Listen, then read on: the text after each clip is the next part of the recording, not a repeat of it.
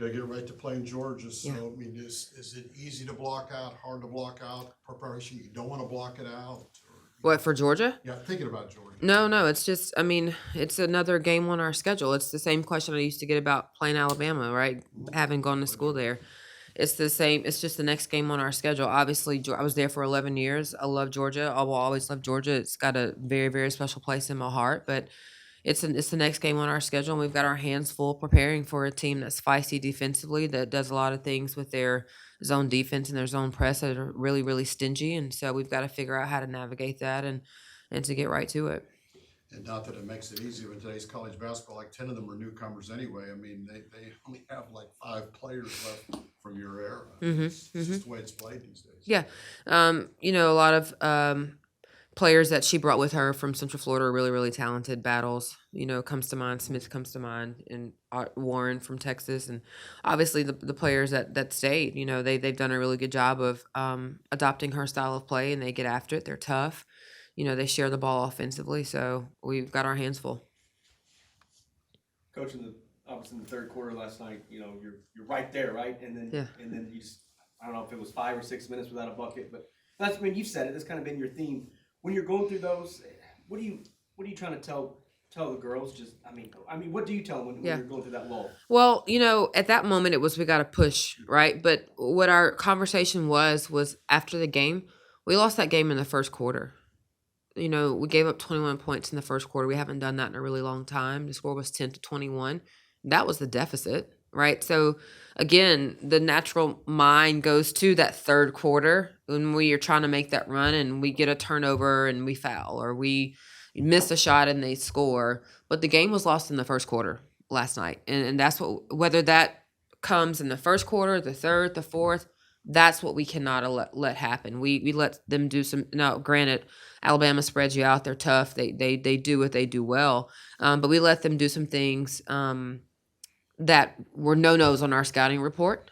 And then we called a timeout. And we called a timeout in the first quarter and kind of got that turned around.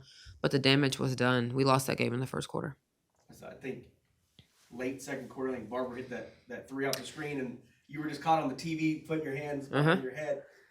We cut it to 6, right? I think the score was 22-28 at that point. And again, her Barbara's 51% from 3, right? Cannot let her get open. Hannah Barber's excellent, and the way she got open was, again, something that we in a scouting report conversation said, you have to go where she goes. And so it's those little things, and them understanding the importance of that in the first half is just as important as that play in the third and fourth quarter. Yeah. Do you still have the 7 rotation? Do you have do you know when anyone's gonna come back? Is it gonna be 7 for a while?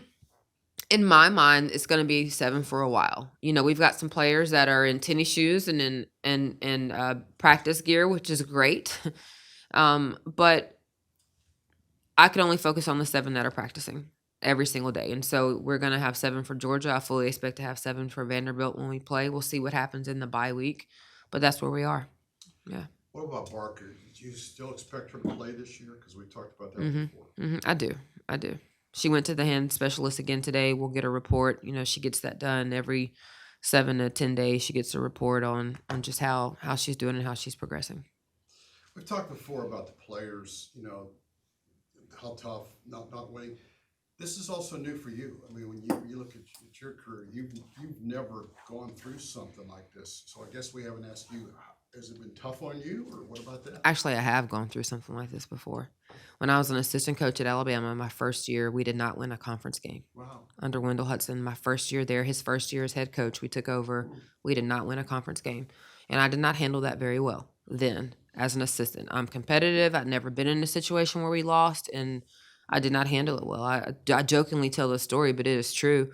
I was still young enough, removed from coaching, where I was only working out for 15 minutes a day. I'm never running again in my life. I'm going to run 15 minutes to work off the food that I ate, and that is it. And one day I went out for a 15-minute run, and an hour and a half later I was across the bridge and still running and didn't know how I got there. And that's when I became a runner. So it was great for me, but that's where I was at that point. So yes, I have been through this before. It prepared me for going through it now. So I am fine. I really am fine. I'm great. Our staff is great, and it's our job to make sure that our players are great. I also told our staff, I have been through this before, so I am better prepared to deal with it now. Make sure you are okay.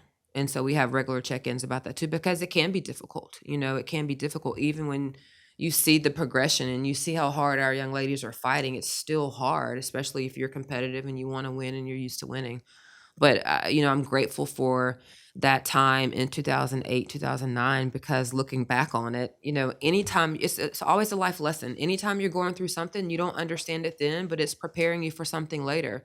And what I went through in 2008 and 2009 prepared me for this moment. So I'm absolutely great. I'd say I didn't go back that far because I was going to ask you, you know, Andy Landers, you know, you replaced two legends. Andy's career those last couple of years didn't end well for him. Not like this now, but I'm saying, I was going to ask you that how much does that help you fallen two legends who didn't go out their last year or 2 years the way they wanted to? Well, like Coach Landers last year, our best player broke her leg and we promptly lost 8 in a row. So, and then we came back and won a game at the end and then won in the conference tournament once we figured out how to play without Kobe Barbie. So that was something, again, just a lesson to learn there as well. But I have been through not winning a conference game. So I'm great. Yeah, I was going to say, sometimes they talk about the greatness. The greats didn't have good times. Sometimes. Is that it? Thank you for asking, though. I appreciate that. No, I really do. Yeah, because, you know, it's the way it happens. You got to go through it too. You got to go through it. Yeah. Yeah. Thank you. Appreciate